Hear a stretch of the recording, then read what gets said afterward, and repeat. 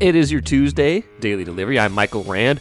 Happy to have you guys back for another day. Good show coming up, as always. Going to talk Wild here in a little bit. They clinched a playoff spot, but a disappointing finish to last night's game. They had Vegas on the ropes, gave up a goal with the empty net in the final minute, extra attacker, and end up losing that game in a shootout, but do clinch a playoff spot. So some good news, some bad news there. Bigger picture for the Wild, though, they're still trying to get the division title, get a top four spot at least, get a home playoff series, get a chance to advance, and those chances took a little bit of a hit on Monday. So we'll get to that here in a little bit. Got to talk Twins. My goodness, they are on a roll to start the season. It's been pitching and hitting all, pitching to start the year, hitting has picked up the last two games, 4 home runs yesterday against the Marlins. They rolled in that game. They're 4-0 and looking pretty impressive doing it. So we'll get into that a little bit more deeply. That home opener just 2 days away, at least in theory, although I wouldn't be shocked if they decided to maybe move that game to Friday. The difference between Thursday and Friday forecast is pretty stark. So we'll see if they end up playing that game on Thursday or Friday. But for now, that is when it's scheduled, just 2 days from now against the Houston Astros, which would be a good first test of the season at home. Going to get to the NCAA title game and a little bit more confusion about Bally Sports North and how you can watch it. First, though, what did I miss? I got to start with the Wolves today. And I know you might be saying, oh, yeah, of course you are, because you always talk about the Wolves. You can't stay away. And yeah, that might be true. But, I was just thinking about this the other day after Patrick and I got done talking on for Monday's show. Just, I think we stumbled into this a little bit, but we didn't really dive into it head first. Like, how do you assess blame in a season that, while hasn't gone completely off the rails, has been disappointing? I don't think anybody would disagree that from the start of the year, expectations to right now, it has been a disappointing season for the Timberwolves. I thought this was, after the Rudy Gobert trade, looking at how deep this roster was, I thought this was going to be a 50-win team for the next several seasons. I really did. I thought this was going to be a team that could contend for a top 4 spot in the West. And really, if they were a 50-win team, they certainly would be doing that this season. The West was wide open. I think we were right about that. What we were wrong about was how this was all going to fit together. Now, there were obviously extenuating circumstances, right? Karl-Anthony Towns missed a sizable part of this season, 52 games. That's a pretty strong majority of the year. Before he got injured, it wasn't looking that great, though. I think they were 10-11 when he got hurt. So they've been hovering right around 500 all season. So how do we decide what and who is to blame this season for how this has gone? So I wanted to kind of take a little bit of a deeper dive into that, like how we assess the blame, how do we assess the damage, how we divide up, what we think has really gone wrong for this season. It's really been I found myself leaning towards 4 individuals specifically, and I think we have to start. I don't think anybody would disagree with that either. I think we have to start. I think the largest majority. I don't even necessarily have to put a number on this. This is not a fine point. This is not an exact science by any stretch of the imagination. This is just a thought exercise. I gotta say, still at this point in the year, the largest share of the blame has to go to Tim Connelly, the general manager, president of basketball operations, who put this team together and specifically who made the Rudy Gobert trade. Now, I think Gobert has been better in the last 20 to 25 games. We'll get to him more here specifically as an individual here in a little bit, because I think he is certainly one of the 4 in this conversation. But Connelly making this trade, giving up so many future assets, this year's number 1 pick, Walker Kessler, 4 future number 1 picks, and pick swaps, and players, Malik Beasley, Jared Vanderbilt, giving up all of that in this trade just to have the chance to have Rudy Gobert. Now, I get it. I get why you make that deal if you're the Timberwolves. You're not going to be able to get a player of that caliber in free agency. You've got certain salary constraints, things like that are going to be a problem. But for this year, at least, if the notion was bringing in Gobert, pairing him with Towns could give you this kind of powerful, multi-dimensional, too big lineup, it just hasn't worked. It hasn't worked consistently enough when those two guys have been on the court together, and the fit of the rest of the roster just hasn't been good enough to warrant what we thought could happen this season. And I think some of that's on how the players have performed both individually and collectively, but whatever the vision was that Connelly had, and I'm not saying he didn't make good moves. I think Kyle Anderson was a great signing. I think they've done some good things here. I think the moves he made at the trade deadline to get Mike Conley to try to unlock Gobert has been a good move as well. But I think on balance, maybe there wasn't enough thought and care put into what this would look like ultimately going forward after you made that trade. And the investment, how much you gave up, is still got to stick with you, because that is going to severely limit, not just their ability to add good players in the future, but their ability to make a similar type of massive trade, at least in the direction of the way they made the Gobert trade. So right there, I think Tim Connelly gets the largest share of the blame. But let's move over to Chris Finch, head coach. I don't think this has been a great coaching job by Chris Finch. I think I was much more impressed with him the previous 2 years, kind of rescuing that team in the middle of the season a couple years ago, showing some promise and potential by going, I think, like 16-20 or something like that over the last 36 games of the year coming out of COVID. Just kind of, the way he was coaching offense on those teams, the way he kind of had these guys motivated and going forward, and then obviously the step they took last year, going from 23 wins in that 72 game season to 46 a year ago, making the playoffs, getting into getting through the play and getting into the playoffs. I thought that was a very good coaching job. I think he had the right mix, the right buttons to push. This season, it's felt like it's just been a struggle from the beginning, and it just felt like he has not had answers where I thought maybe there could be answers, and maybe some of that's leadership. Maybe some of that is not knowing how this team clicks, not knowing what really motivates this team, how to put these pieces together. And maybe there's too many egos. Maybe there's too much going on with this roster, then the fit was wrong, and the pieces he was handed could not be put together correctly. And again, that goes back to a Connelly problem. But I think Finch has not done a great coaching job. I would not give him an F, but I certainly would not give him an A. I'd give him somewhere around a C this season. I don't think he's done a great coaching job. There's been some in-game decisions, not calling timeouts, having guys play through stuff, lineup combinations, experiments, things like that.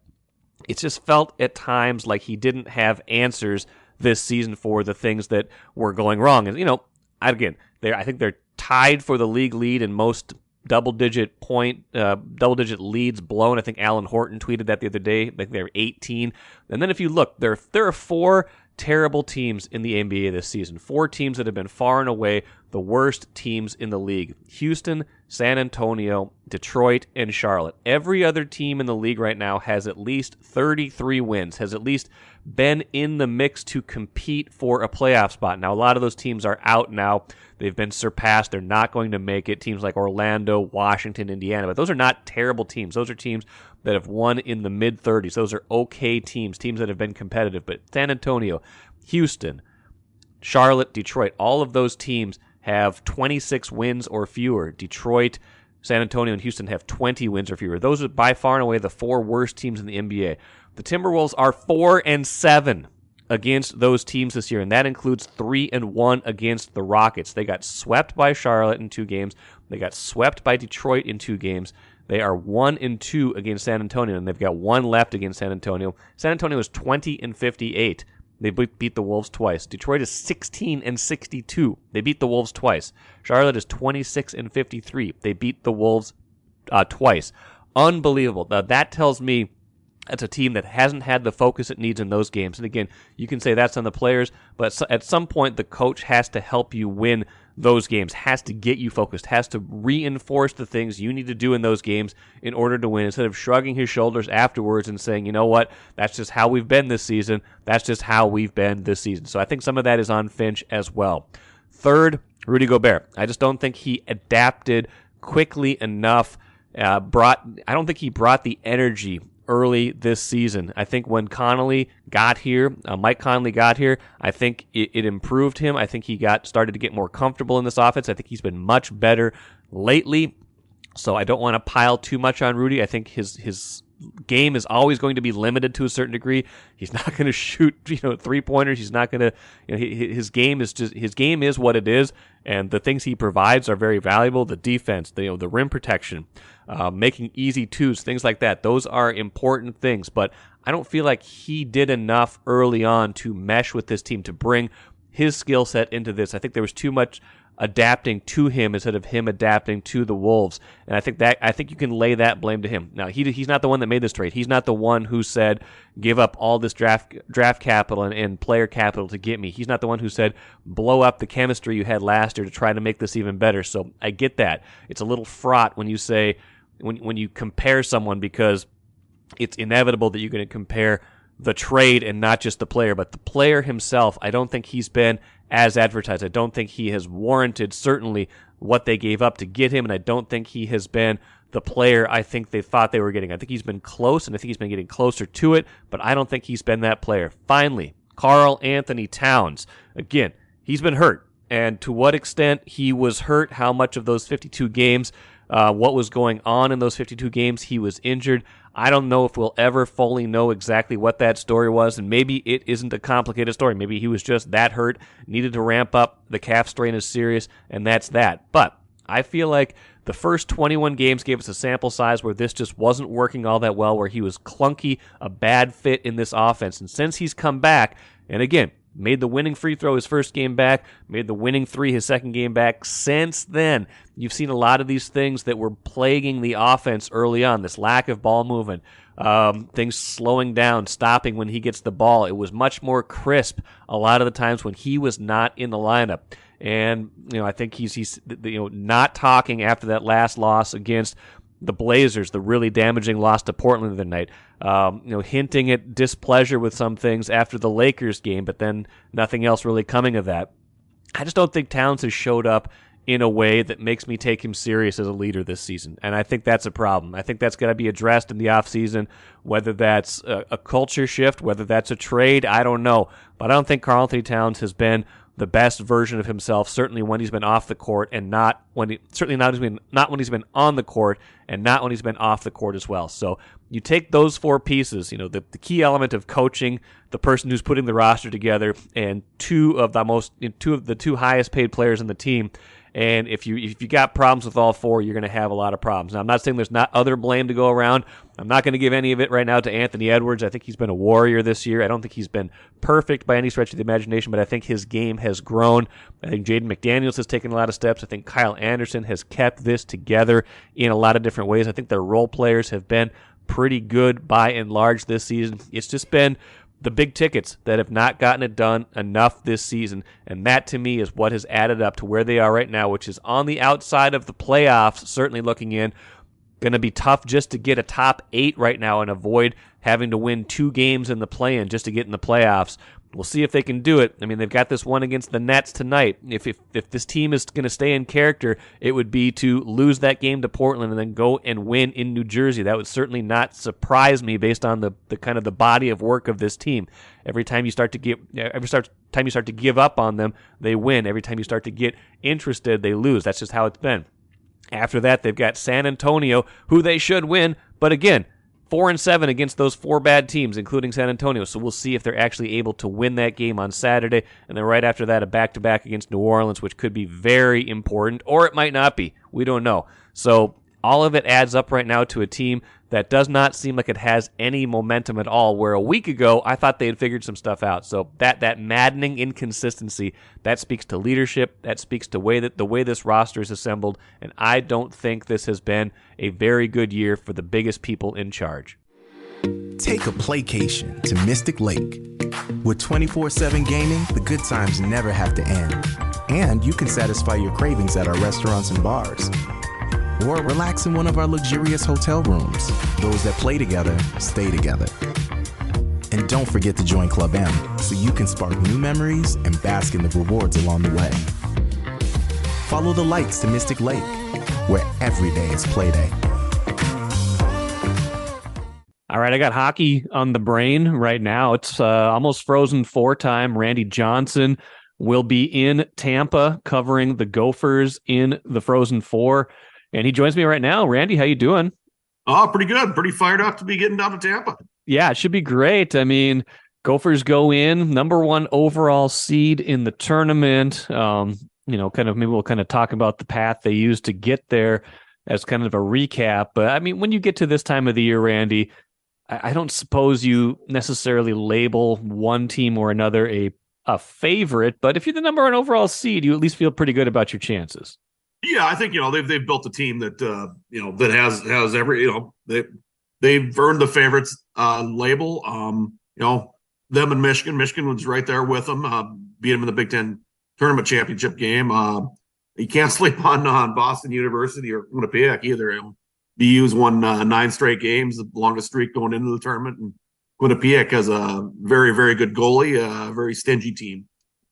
Yeah, absolutely. So, I mean, you're right. It's either any of these 4 teams could certainly emerge as the champion. But, the way the Gophers did it in the regional where, they had a little bit of I don't want to say a scare, but, Canisius was, at least testing them for half that game. Then it winds up 9-2. So it looks like a laugher, but they did have to do some work there. And then the St. Cloud State game was, the final ended up being 4-1, and I liked the way they played, that they could kind of show that they could play a more kind of controlled game or win a game with goaltending and defense. But so it was 2 different kinds of games. One where they poured it on with offense, one where they had to rely a little bit more on discipline and stuff. But that's kind of a good thing to go into this next kind of slate of potential 2 games with, is knowing you can win multiple ways and having that kind of tough game against St. Cloud.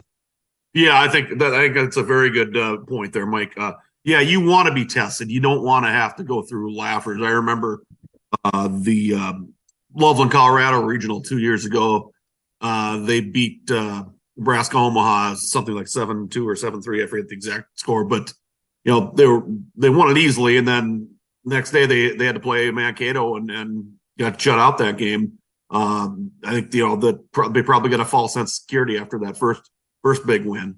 This team seems to be a lot more veteran leadership, especially on the blue line with Brock Faber, Jackson Combe, Ryan Johnson, Mike Kester, and then obviously the skill up front in their forwards. It doesn't seem like there's a ton of weakness on this team, and that's not to say that they're going to automatically win these next 2 games, because like we talked about, it's anybody can win 2 games this time of year, and these are all good teams, but I mean, maybe that's kind of stands as in contrast to just the depth of this team, the high-end talent, the depth, the goaltending, the defense. Like, can you really identify much of a weakness on this team? No, not a whole lot. I mean, but it's still, the game of hockey where, they're 28-9-1. So, they've had some outcomes that haven't gone their way this year. I think the big thing for them is to stick with their game. Don't get frustrated if they don't score right away. Obviously you want to score first if you can. You tend to win that way, but the key for them, you look at some of the games they've lost. It's where, they've allowed maybe one more goal than the first one. You get down 2-0, then you're really working to come back. It's they need to stick with what's got them there. Just they get pucks deep all the time. Just try to grind on teams if you can. I mean, that's, they have so much offensive skill, but you do have to play more of a defensive style than just the run and gun that you might during the regular season at times. Matchup wise, do you see anything in particular with the semifinals? Boston U's got a really, really good freshman defenseman in Lane Hudson. He was among the Final 10 Hobie Baker Award finalists. Putting up one of the better years of any freshman defenseman in college hockey history. He's something to contend with. They've gotten good goaltending. They gave up a total of 2 goals in their regional win. They're a solid team. You're coming out of that Hockey East and you win the regular season and conference tournament there. You're going to be a really good team. No, that's true. I mean, in the other game, obviously with Quinnipiac and Michigan, I mean, Michigan, like you said, kind of right there with the Gophers for much of this year. And if it did wind up being those 2 Big Ten teams in the final, we're not getting ahead of ourselves, but that would be a pretty high quality. I mean, all these would be high quality, but that would be maybe that's the matchup that people might be looking kind of penciling in as a potential for a potential classic if it was those two teams? Yeah, I would think that would be the one that the fans probably want, especially in this part of the country. Yes. You have a combined 26 NHL draft picks between those two teams, and then 26. Yep, and the one guy who hasn't been drafted yet, Adam Fantilli, freshman from Michigan, is the nation's leading scorer. So he's expected to go number 2 overall in the NHL draft this year. So there's plenty of star power on that ice if we get that matchup. And Hobie Baker finalists right there. I mean, that's all of them right there. The Gophers had 2, Michigan has 1. I mean, there is a lot of firepower there. Michigan had all those high draft picks in the tournament a year ago, and they've kind of made a name for themselves in that regard. But just kind of getting there. What aside from, like you said, not getting down too much, not worrying too much about if you score right away. Do you see any other particular keys for the Gophers as they go into these games? Stay out of the penalty box. Yeah. Don't take any dumb penalties. That can really trip up a team tournament time. Puts a lot more pressure on to come back and score if you happen to give up something on the penalty kill or on the power play. But that's always something that you want to make sure you stay out of the box. Get the good goaltending, and they have from Justin Close. They have the ingredients now. It's just a matter of putting it together for first starting Thursday against BU, and then if they win, obviously Saturday. Now the early game on Thursday, I don't know that matters a whole lot when you've been able to be down there for a while and rest, but you imagine that's where they want to be. Do they care about when they play?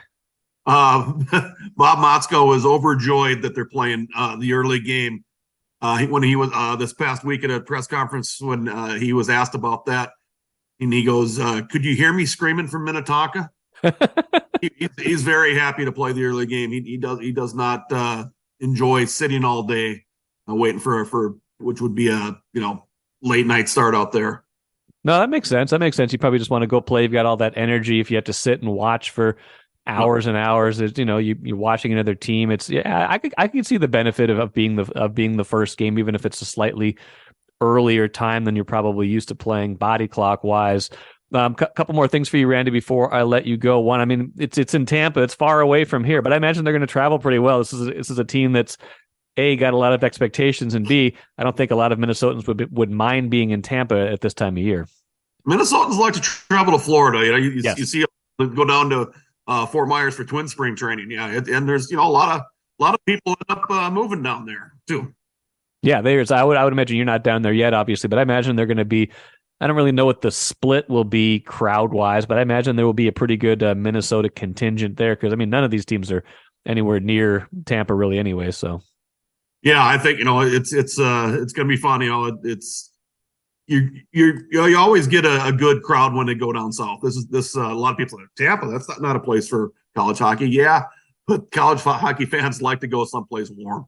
Yes, and Thursday here is supposed to be like 35. So if you have a chance, maybe get out to Tampa and check that out. Randy, while I got you here, your primary beat at the Star Tribune is Gopher football, and I asked Chip Scoggins about this last week, and I think you're probably going to tell me about the same thing, but it seems like there's just a lot of transfers out of the Gophers football program right now, and I'm imagining it's just kind of a sign of the times, but it seems like a lot of defensive players in particular. Any insights, thoughts? How big of a deal is this? How damaging are these losses? And where's the program at right now with that? Well, we're going to see what their defensive depth is how it's developing.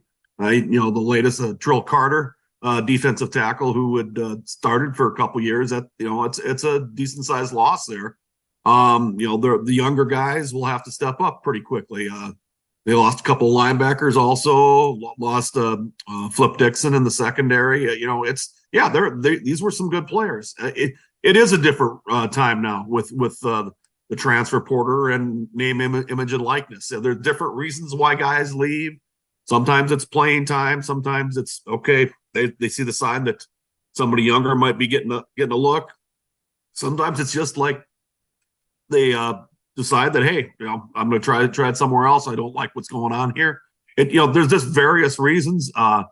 And with with the new freedoms that the NCAA is allowing, it's a lot easier to leave at a moment's notice, even if it might not be the best thing for the person to do. Yeah, no, that's true. It kind of struck me, and I think Chip made the point too. Like some of these guys were probably going to play a decent amount this year, and that's what made it surprising. Like sometimes you see this when there's a coaching change, or if you're just kind of seeing the writing on the wall of playing time. When you've got guys leaving that might have been playing a decent amount, it's just strange. But maybe I just got to get used to this new reality, and this is just kind of how things are these days. Yeah, it's we always look at it. We're used to looking at transfers. Okay, what's going wrong here? What's going on? Why are they leaving? It's kind of developed into a situation where it maybe isn't always a negative. That it used to be like a stigma of that before. It's like, okay, it's freedom, and guys are using their freedom. Yep, absolutely. Well, I think it's good that they have the freedom. I think it's maybe we are going to have to catch up to that and kind of understand that this is just kind of how it works now. And you're right. Maybe it's not always a question of why. It's just a question of this is how it is. We'll see, though. College hockey, though, this should be exceptional. I'm really looking forward to the Frozen Four Thursday. Gophers against Boston University. What's the face-off time locally? It's like 4 p.m. 4 p.m. 4 p.m. Central. Everybody take a little time. And then the night game at 7:30. Championship game Saturday at 7. They're all on ESPN2. ESPN2. Maybe knock off work a little early Thursday. Catch those games. Those should be good ones. Randy, appreciate it as always. I'll probably chat with you sometime while you're down in Tampa, and we'll talk to you soon. Sounds good, Mike. I'll have to go get my sunscreen and a Speedo. Thanks, Randy. Postscript to my conversation with Randy Johnson. I don't think we realized how good we had it exactly 20 years ago in sports here. That was the last time the Gophers hockey team won the national championship, the second of back-to-backs. As they were doing that, the Wild were about to embark on their, one and only true playoff run. They've won a couple series since then, but that was the year they went to the Western Conference Finals. Timberwolves were a good team that year, won like 50 games, went to the playoffs, gave the Lakers a good series. That was a good Wolves team, kind of foreshadowed the team they had the year after when they went to the Western Conference Finals. The Twins were in the midst of winning 3 straight division titles. They won it in 2003. Just a lot of good teams, and the Vikings started that year 6-0, by the way, and would have made it a clean sweep across the big 4 men's professional sports leagues if they had made the playoffs. Of course, they did not. The end of that year, not great. Kind of very Timberwolves-esque that year. They lost to all the bad teams, but that was kind of the de facto golden era of sports as far as I can remember it here. Obviously, there was a lot of other years where things were better when teams were winning at a higher level, winning actual championships with, the Twins in 87-91, and even if we want to go more recently with the Lynx winning those titles, but 2003 was a pretty good year for sports if we think back on it, and maybe something's building now with something going on in 2023, and we'll see if the Gophers men's hockey team can start it off with a championship in just a few days here. Speaking of good vibes, how about the Twins? My gosh, Joey Gallo is on a heater right now. He hit another bomb on Monday against Miami. It was his 3rd consecutive at-bat, going back to the last 2 against the Royals that he had hit the ball out of the ballpark. Another good pitching performance, Tyler Mahle. They got other home runs. Max Kepler led off the game with a home run.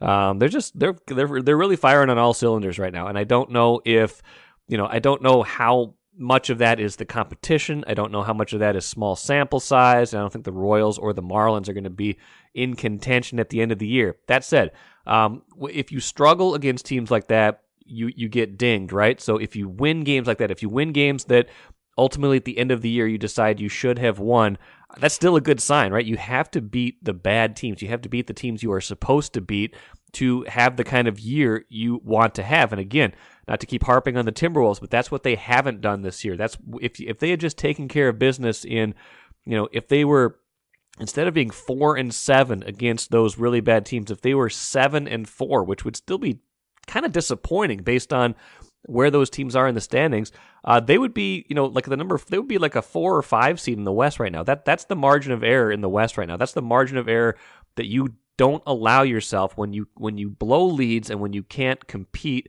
with the worst teams in the league. So maybe we'll come back to this at the end of the year and say, yeah, these are games the Twins should have won.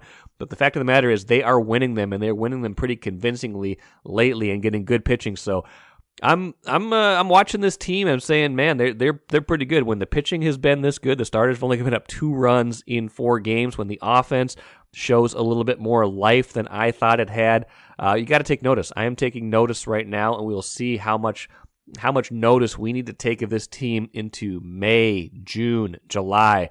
Does seem right now like the start of the year, the winning that's going on right now is less of a mirage than it was last year. I will say that with a certain amount of conviction. I do feel like this team is better than last year and deserves the accolades it's getting right now. It deserves to be taken seriously until proven otherwise.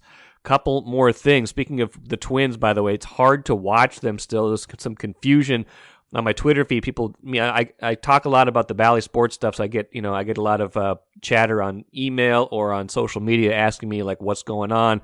Some people still confused. Can you watch Twins games if you have the Bally Sports $20 a month digital subscription? No. They do not have the rights to show the Twins games. They have the rights to show the Wild games and the Wolves games on that app, but all along they still did not have those rights to the Twins. I think they were trying to get them over the winter, trying to add that. They have not. So you cannot watch the Twins if you have that standalone subscription. You can watch on the app if you have kind of the more conventional cable, satellite, even some of those streaming-only packages. Not the Bally streaming-only packages, but the Direct TV stream, things like that. The streaming packages that have Bally Sports North. If you get it through a larger subscription, you can get it through the app, but not if you have purchased the standalone Bally Sports North Plus. So I think that's where the confusion is setting in. People wondering, well, I have this. Why can't I get it? That's why Major League Baseball has not given Bally Sports, has not given Diamond Sports the digital rights, so you cannot watch that way. And I think a whole lot of you, if you're like me and you've been watching through through that subscription this winter for the Wild and Wolves, as soon as those seasons are over, which is mighty quick, you are going to be dropping that service very quickly. Speaking of the Wild, made the playoffs, but lost to Vegas. Disappointing finish in that game. This is going to go down to the wire. Now, they're tied with Dallas now for the division lead with 98 points. Both those teams have played 77 games, so just 5 left, but Colorado sitting just 2 points back with 2 games in hand now. 2 games fewer played, and they got a lot of games against weaker opponents coming up. They got the Sharks today, the Sharks Thursday, the Kings, that's a good one, but then the Ducks after that. They've got some pretty easy games here coming up, or relatively easy games where they can bank some points. It's probably why Hockey Reference favors the Avs to win the Central now. The big thing for the Wild is they got to stay in that mix. They can still win the Central. It's not out of the question. It would have been helpful to win that game last night against Vegas, but they can still win it. But if you don't end up winning, if Colorado ends up scooting past the Stars and the Wild certainly needs to finish at least in second place. Get that home ice for that first round. At least get that. So we'll see where that ends up, but disappointing not to finish that one off. But I think they had to like the way they played that game against Vegas. And, still looking like a team that could do some damage once they get to the playoffs. We'll see where they wind up. And let's finish with the cooler. NCAA basketball, the season's over. I got to admit, I did not pay a lot of attention to the NCAA men's basketball tournament. I was actually a lot more interested in the women's tournament, and I think the women's tournament eclipsed the men's tournament in a lot of ways this year. Just more star power, more ability to get interested in the players, and Caitlin Clark certainly had a lot to do with that. The men's tournament, I think UConn had a great run. I think they're a very good team, but I did not watch much of it at all. It just did not capture my imagination. Even all the teams, even all the underdogs, the Cinderella stories, San Diego State making it all the way to the title game. I like that element.